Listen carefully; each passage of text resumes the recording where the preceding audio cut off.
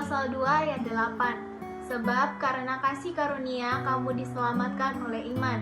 Itu bukan hasil usahamu tetapi pemberian Allah. Puji Tuhan, keselamatan kita adalah pemberian Allah. Segala usaha kita tidak mampu menyelamatkan kita dari dosa. Yesuslah keselamatan kita yang telah menyelamatkan kita. Amin. Haleluya. Kita perlu mengucap syukur atas keselamatan yang telah Allah berikan kepada kita melalui senantiasa bersekutu dengan Tuhan di dalam doa. Efesus pasal 2 ayat 8. Sebab karena kasih karunia kamu diselamatkan oleh iman. Itu bukan hasil usahamu tetapi pemberian Allah. Amin. Puji Tuhan saudara-saudari. Hari ini kita telah memperoleh keselamatan. Itu bukan karena hasil usaha kita, bukan juga karena kita mencari, tapi karena pemberian Allah. Banyak orang-orang di luar hari ini, bahkan orang-orang muda hari ini mencari keselamatan. Mereka mencari bagaimana mereka dapat dilepaskan oleh dosa. Mereka datang mencari dengan tekad mereka, bahkan dengan pikiran mereka, dengan berbagai cara mereka mencari keselamatan itu. Namun puji Tuhan, hari ini kita tahu bahwa kita telah mendapatkan keselamatan itu atas inisiasi dari Allah itu sendiri. Biarlah hari ini kita terus membuka diri kita, datang kepada Tuhan dalam kesederhanaan dan kelemahan kita. Amin. Roma pasal 6 ayat 12. Sebab itu hendaklah dosa jangan berkuasa lagi di dalam tubuhmu yang fana, supaya kamu jangan lagi menuruti keinginannya. Kita semua adalah orang berdosa dan kita tidak mampu menolong diri kita sendiri. Tetapi puji Tuhan, Allah kita datang ke dunia sebagai juru selamat untuk menebus umat manusia. Kita harus mengucap syukur karena keselamatan tidak dikerjakan oleh manusia, tetapi merupakan karya dan pemberian dari Allah kepada kita. Karunia ini adalah jaminan mutlak. Sekali Anda percaya dan diselamatkan, tidak ada yang dapat mengubahnya atau membatalkannya. Hari ini, sifat memberontak dan sifat dosa masih ada di dalam kita. Kita sulit untuk melawan godaan dan juga datang kepada Allah. Lalu apa yang harus kita lakukan? Saudara-saudari, kita perlu mengaku dengan mulut kita sendiri di hadapan Tuhan bahwa kita lemah dan kita tidak mampu. Kiranya Allah terus mencurahkan belas kasih dan memampukan kita untuk terus berpaling kepadanya setiap hari. Amin.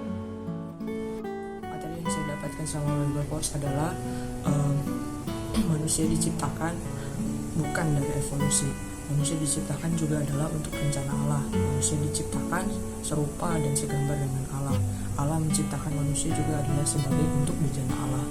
Nah, dalam penciptaan manusia, Allah menciptakan manusia terdapat 3 bagian, yaitu roh, jiwa, dan tubuh. Namun karena kejatuhan manusia, roh, jiwa, dan tubuh ini tidak berfungsi dengan baik, bahkan dibilang jatuh. Tapi puji Tuhan, melalui kejatuhan manusia pun Allah dengan kasihnya dia memberikan kasih karunia, memberikan anugerah kepada kita. Hari ini untuk mendapatkan keselamatan itu adalah perlu terbuka kepada Allah, membiarkan diri Allah masuk ke dalam kita, membiarkan diri Allah menjenuhi melalui dengan baca firman juga berdoa. Puji Tuhan. Roma 8 ayat 1 mengatakan, oleh sebab itu sekarang sama sekali tidak ada penghukuman bagi mereka yang ada di dalam Kristus Yesus. Puji Tuhan atas keselamatan yang telah kita peroleh. Keselamatan ini bukanlah hasil usaha ataupun kebaikan yang telah kita lakukan ataupun orang lain yang menyelamatkan kita. Nah, keselamatan ini adalah atas kasih karunia Tuhan. Dialah yang layak dan mampu menyelamatkan kita. Hari ini kita boleh menjamah Dia. Nah, setelah kita beroleh selamat, kita perlu tetap setia tinggal di dalam Kristus. Kita tidak boleh takut ditolak oleh Tuhan karena kita telah diselamatkan dan Dia adalah Allah Sang Kasih. Hari ini kita perlu tetap mengontaki Dia melalui roh kita. Karena di dalam roh kita boleh menjamah Dia.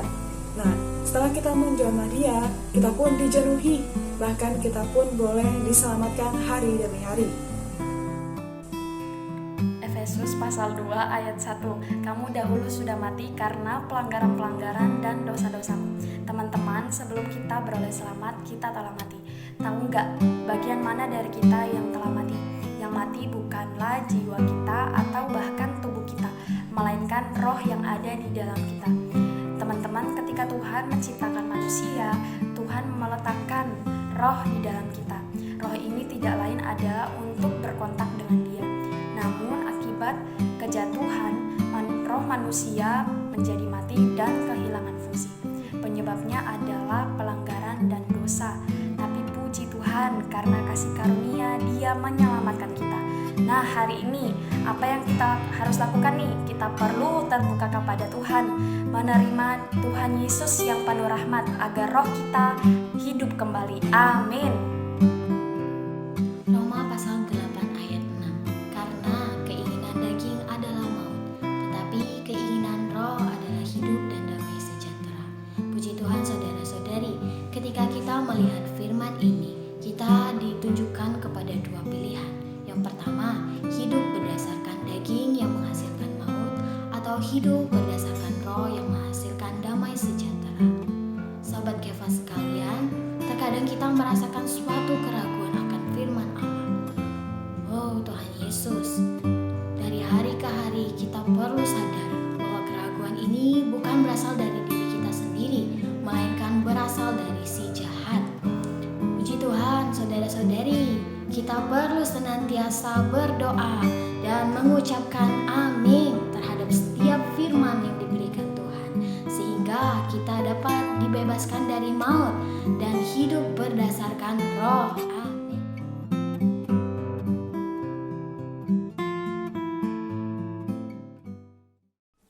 Walaupun kita telah beroleh selamat, kita tetap tidak bisa lepas dari melakukan dosa, karena sifat dosa ada sejak kejatuhan manusia. Dalam Roma pasal 7 ayat 21, Paulus mengatakan si jahat atau dosa itu ada di dalamnya. Kita perlu mengakui kelemahan kita ini dan berserah serta berdoa kepada Tuhan agar Dia memberi kita kemenangan atas dosa yang ada dalam diri kita. Di dalam pengalaman saya berusaha mengintrospeksi diri saya untuk menjadi lebih baik. Padahal seperti yang tertulis dalam Yesaya pasal 64 ayat 6, kesalehan kami seperti kain kotor. Seberapapun saya berusaha untuk berbuat baik, ketika saya dalam masalah dan bad mood, saya tidak bisa mempertahankan kebaikan, kesalehan, dan keramah-tamahan saya. Inilah sebabnya tidak cukup sekali sehari datang kepada Tuhan. Mereka setiap saat berdoa singkat agar Tuhan memberi kemenangan atas kelemahan saya.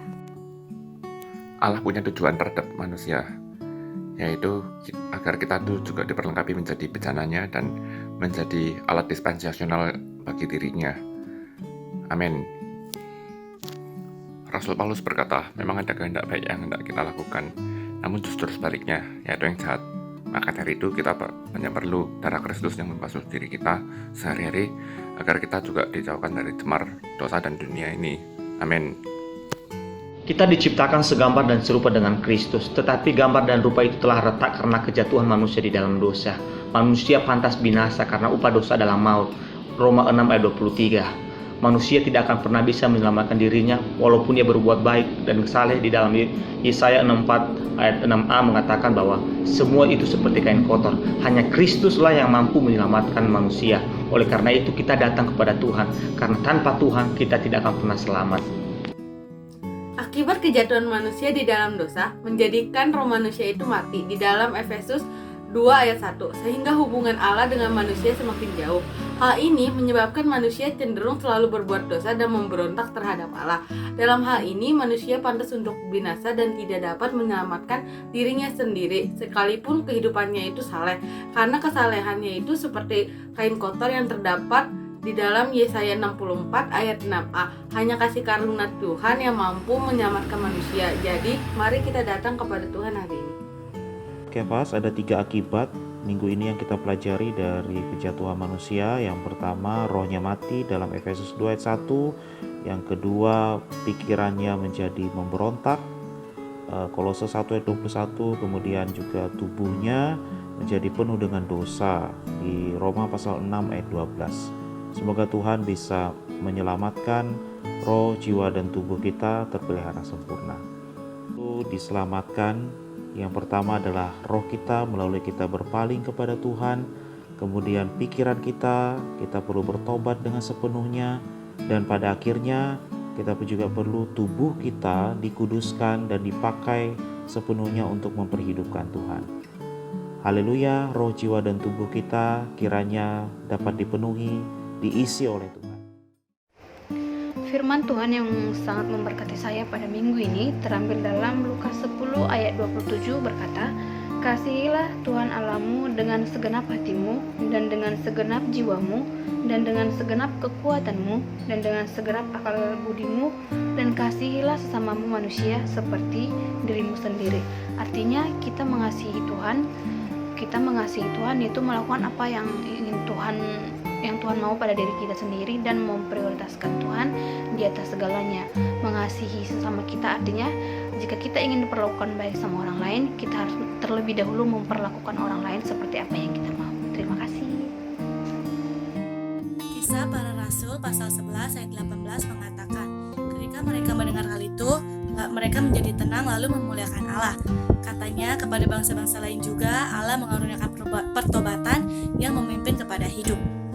Kata pertobatan di sini dalam bahasa aslinya mengandung arti perubahan pikiran, yaitu kita perlu mengubah arah dan tujuan hidup kita. Kita perlu bertobat hari ini perlu bertobat kepada Tuhan. Artinya bukan menyesali setiap perbuatan dosa kita, tetapi terlebih lagi kita mengubah pikiran kita yang dahulu membelakangi Allah dan kehendaknya. Hari ini kita perlu memalingkan pikiran kita untuk hidup seturut kehendak Tuhan. Amin. Puji Tuhan, saya terberkati melalui berbagai renungan yang diposting di Kefas Indonesia pada minggu kedua ini. Sungguh betapa manusia adalah makhluk yang berdosa, namun oleh belas kasihan Allah kita dapat diselamatkan. Segala usaha bahkan yang baik sekalipun tidak dapat menyelamatkan kita. Maka dari itu, hari demi hari kita perlu belajar memiliki hati yang lembut, hati yang sederhana untuk datang ke hadirat-Nya. Maka dari itu, saya dan teman-teman dapat diselamatkan oleh Tuhan Yesus. Saya diterangi dalam Kolose 1 ayat 21 yang mengatakan, "Juga kamu yang dahulu hidup jauh dari Allah dan yang memusuhinya dalam hati dan pikiran seperti yang nyata dari perbuatanmu yang jahat." Saya kembali diterangi bahwa organ tubuh yang paling penting yaitu pikiran. Namun kita dapat melihat bahwa pikiran manusia saat ini sangat mudah terpengaruh oleh hal-hal yang jahat, terutama dalam pikiran saya ya. Teman-teman, kita orang muda mudah sekali terpengaruh oleh pikiran-pikiran dari si jahat. Maka dari itu, baik-baiklah kita mempergunakan pikiran kita terhadap firman Tuhan, terhadap kehendak-Nya.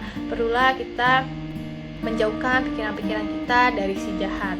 Amin.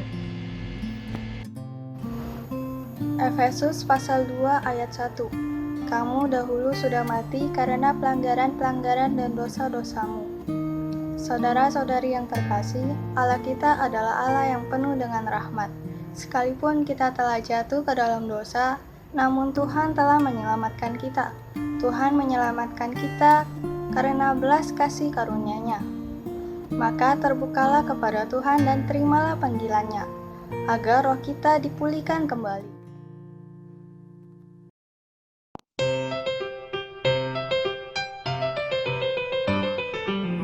Teman-teman, tahu nggak sih? Kita itu adalah tempat kediaman Allah loh.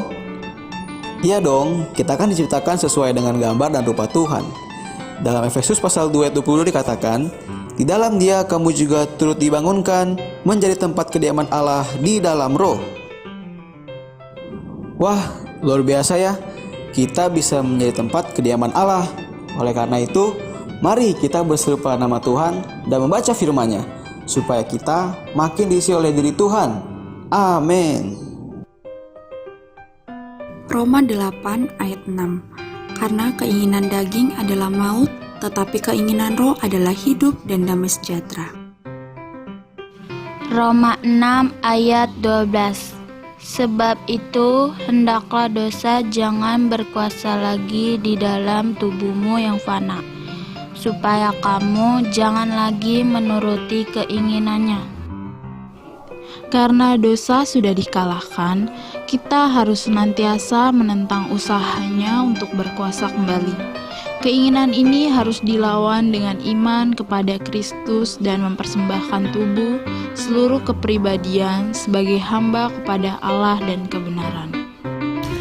Teman-teman, memang kita tahu bahwa roh, jiwa, dan tubuh manusia telah jatuh ke dalam dosa. Tapi puji Tuhan di dalam Roma pasal 7 24-25, syukur kepada Allah oleh Yesus Kristus Tuhan kita. Dia yang mampu melepaskan kita daripada tubuh maut, daripada jiwa dan roh kita yang telah tercemar oleh dosa. Haleluya. Galatia 5 ayat 19. Perbuatan daging telah nyata, yaitu percabulan, kecemaran, hawa nafsu. Karena kita telah mengetahui hal ini, marilah kita sekarang mempersembahkan diri, yaitu tubuh, waktu, tenaga kita kepada Tuhan, dan menjauhkan diri kita dari pergaulan